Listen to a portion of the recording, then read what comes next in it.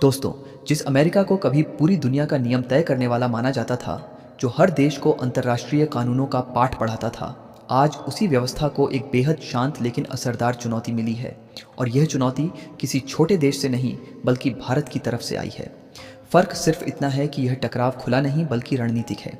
पहले जहां दुनिया आदेशों और दबाव पर चलती दिखती थी, वहीं अब खेल बदल चुका है। अब बात होती है रणनीति, आत्मनिर्भरता और सही समय पर सही चाल चलने की। कई सालों तक ईरान पर इतने सख्त प्रतिबंध लगाए गए कि बड़े बड़े देश भी उसके साथ व्यापार करने से बचते रहे। खासकर तेल और गैस के क्षेत्र में हालात ऐसे बना दिए गए कि ईरान से खरीदना जोखिम भरा लगने लगा। भारत, जो कभी ईरान का बड़ा ग्राहक था, उसे भी दबाव में आकर पीछे हटना पड़ा, क्योंकि एक समय उसकी ऊर्जा ज़रूरतों का बड़ा हिस्सा वहीं से पूरा होता था, सस्ता भी और आसान भी। लेकिन जैसे जैसे अमेरिकी दबाव बढ़ा, भारत को अपने कदम समेटने पड़े, क्योंकि अगर वह खुलकर विरोध करता तो उसे डॉलर आधारित वैश्विक भुगतान प्रणाली से बाहर किया जा सकता था, जिससे उसका व्यापार लगभग ठप हो सकता था। ऐसे में भारत ने ऊपर से नियमों का पालन किया, लेकिन भीतर ही भीतर एक नई रणनीति पर काम शुरू कर दिया। और यहीं से असली कहानी शुरू होती है।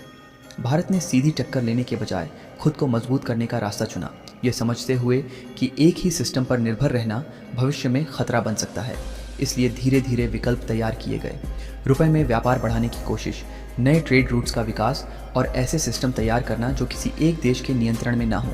ये सब चुपचाप बिना शोर के किया गया।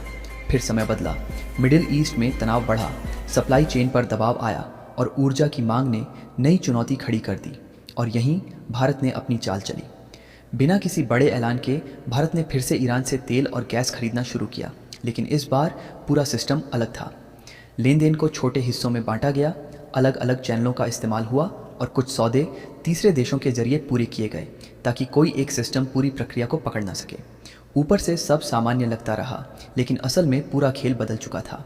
यही भारत की नई कूटनीति की ताकत है, बिना टकराव के हालात को अपने पक्ष में मोड़ देना।